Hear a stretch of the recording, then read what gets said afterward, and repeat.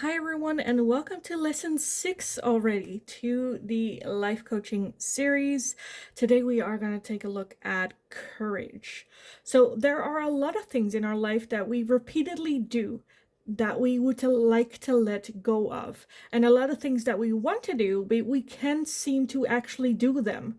No matter how big our dreams and goals are, even after working on the words that we use, empowering our inner voices, we use our mind power and work hard on our attitude, we find ourselves not actually coming into action, leaving success and progress on this shelf collecting dust. So, where does this come from and how do we change this? The answer is in our subconscious brain. Because our subconsciousness thinks that what we know is safe.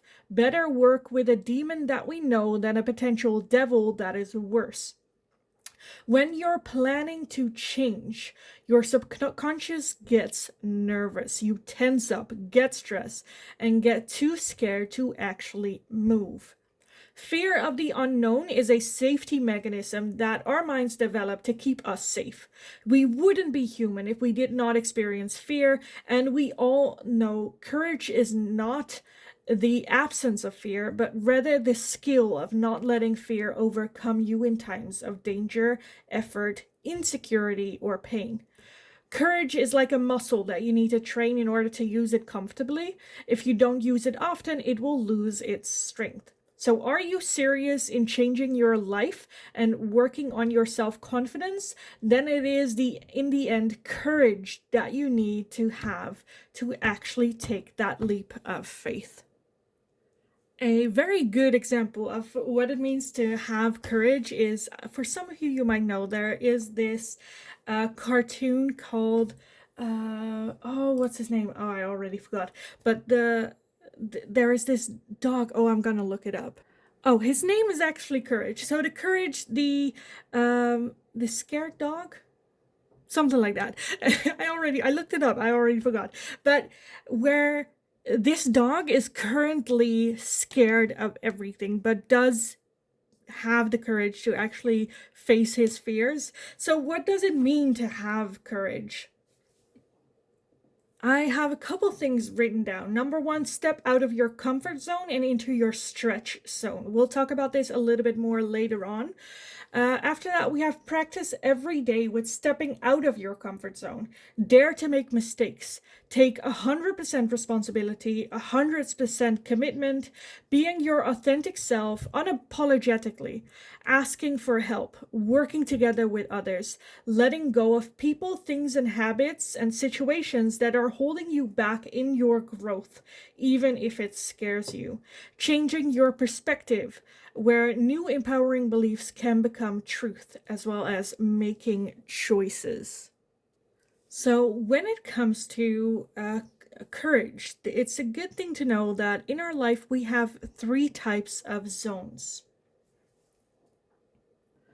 So, a lot of people think that we actually have two comfort zones in our life, the actual comfort zone and the area beyond that. That's just the thought of giving us anxiety and stress, described as our panic zone.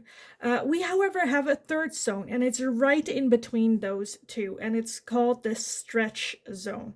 This zone is where we can work on increasing our comfort zone. This is where all the magic happens. So, what can you do that brings you closer to the panic zone, but does not instantly have you in a panic?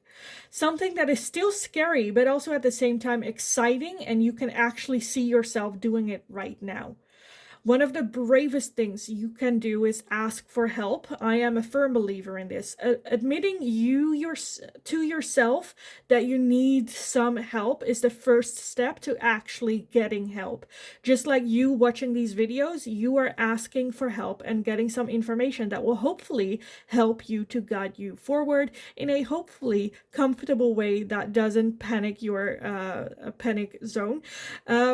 We also ask help from the people around us. Asking for help doesn't always involve the words, please help me. Sometimes they go more like, will you do this for me? Or take that, do that. Would you mind doing this or this or this? When it comes to our comfort zone, stretch zone, and panic zone, if we keep living in the comfort zone, we tend to become a smaller zone. If we do things, because I feel like this is it, right? We have this big plan that is in our panic zone. However, each step that we take towards this goal, we have to cross our stretch zone. But each step in the stretch zone feels like we are taking this step here. Let's think of like a goal. I would like to have more friends. That's the goal. I would like to have 3 friends. In order to get to that point of having 3 friends, the idea of going out, meeting people might be very scary to you. The pressure of friendship might be there. The first step might be just finding 1 friend. But because this pressure of this big dream in our panic zone is so heavily in our stretch zone, we don't take that first step. So try to see your big goal with what we are working towards in the future. Like the worry we feel, we can just say, no, that's the panic for me tomorrow, not right now. That's tomorrow's business. Today, I want to explore this stretch zone. And by taking a little step outside of our comfort zone, because that can already be leaving the house, where you're not comfortable doing it, but you are going to do it just to increase a little bit your zone. And that way you are building, you're expanding your zone. And that becomes part of your comfort zone. And then with each step that you take, you come closer to the goal. And you'll notice that by stretching your stretch zone, your panic zone becomes smaller too. And all of a sudden, that dream is inside reach of your stretch zone. So one little thing that I wanted to add in, which might be helpful for some, for others it might be, okay, fine information, which I didn't talk about in the previous lesson, attitude. It is about how our body reacts when we feel excited versus when we do something that is scary. And really think this through. So when we are excited, our body tense up. Sometimes we go, oh, nice. And when we feel something scary, we also, our body does the same, tense up, goes like, oh, I'm scared. Oh, I'm scared of it. I'm shaking from fear. And our body actually reacts the same way for the same things, even though it might be very different.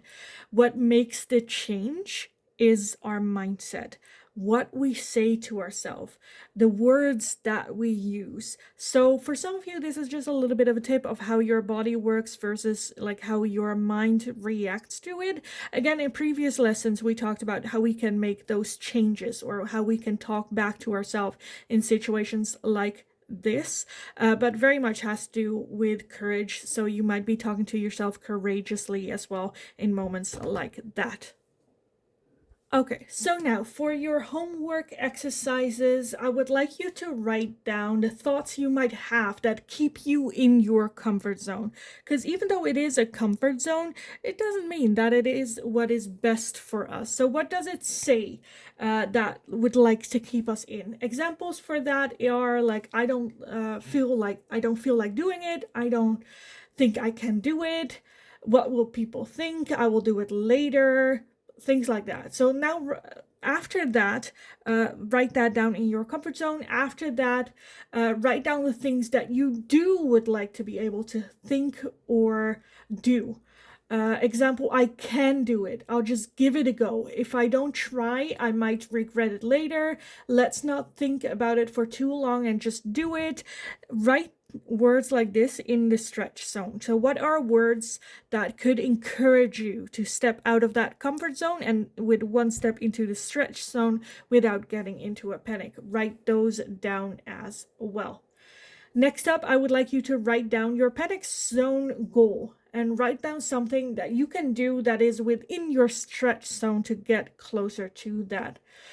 Something that would make your step closer to the goal without instant freaking out, and write down what you do and say to stay in the comfort zone, just to have a little bit of a total picture. So let's say the goal is I would like to make friends. The stretch zone goal is to go outside of the house, and your comfort zone tells you, well, let's just stay in for today. Let's not give in to that. Write it down like that.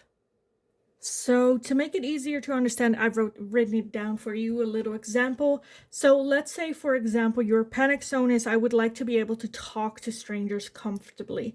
Your comfort zone is keeping you in your comfort zone by telling you to only talk to friends and family. And the stretch zone herein can be talking to friends of friends or talking to neighbors that you don't know directly, but it still is part of your comfort zone.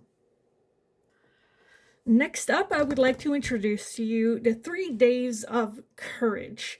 You become courageous by doing courageous acts. So courage is a habit, and a habit needs time to form. So for 3 days, I want you to do something courageous every day. Let's start with day number 1. It doesn't have to be something big, but I would like you to take one step outside of your comfort zone and write down what it is that you did, how you felt before you did it, and how you felt while you were doing it, as well as afterwards. I would like you to write down how you felt, how it went, what are the results, anything you have learned from doing this, and as well as would you do things differently next time? If so, how or what would you do? So that is for day number 1. Again, it doesn't have to be a big thing. It can be something very small. Day number 2, I would like you to show who you are. I would like you to think of a way how you can really show yourself for one day. Write down how you showed yourself or expressed yourself in a way that you wouldn't normally dare to. Write about this experience, how it made you feel. Examples of this are the way you dress, makeup. Did you express yourself? Did you say something, speak up? How did other people react to it? Will you do it more often? Why? Any changes you would like to make next time? I would like you to write all of that down as well. And for your 3rd day of courage, I would like you to ask for help. Today, I want you to think of something you really could use someone's help with. Again, it doesn't have to be a big thing, but ask for help. Write down who you were asking for help and why that person, as well as how it went. How did it feel after you asked help? How did the person react? Did you get the help in the end? And what did you do with the advice that they gave you? If the answer was a no, how did that make you feel? And what did you do afterwards? Did you ask someone else? Would you next time do things differently or not ask that person? Or what have we learned from the 3rd day as well? So for your convenience, I wrote it down. So 3 days of courage, day number 1, take a small step out of your comfort zone into your stretch zone. Day number 2, show or express yourself. And day number 3, ask for help. So I hope this lesson showed you the importance of courage, as well as that it will challenge you to come outside of your comfort zone and explore a little bit of that stretch zone and see if that needs a little bit of a workout. I hope it made you feel empowering and challenged you to step out of your comfort zone a little bit more every now and then. As well as, again, the importance of courage, what it means to be courageous, and just again a little bit of a proud tap on the shoulder of, look at that, I actually did that. It was scary, but I did it anyway, regardless of the outcome. So, in the next lesson, we are going to be taking a look at enjoyment, joy, fun, and what it means to truly enjoy the moment. It seems for some of you, I'm already hearing like, why do I need a whole lesson on enjoying myself and this moment? But let me tell you, this is a lot harder than you might imagine. So, come join me again in the next lesson. Have an amazing rest of your day. Continue to kick ass, and hopefully I will talk to you guys again very, very soon.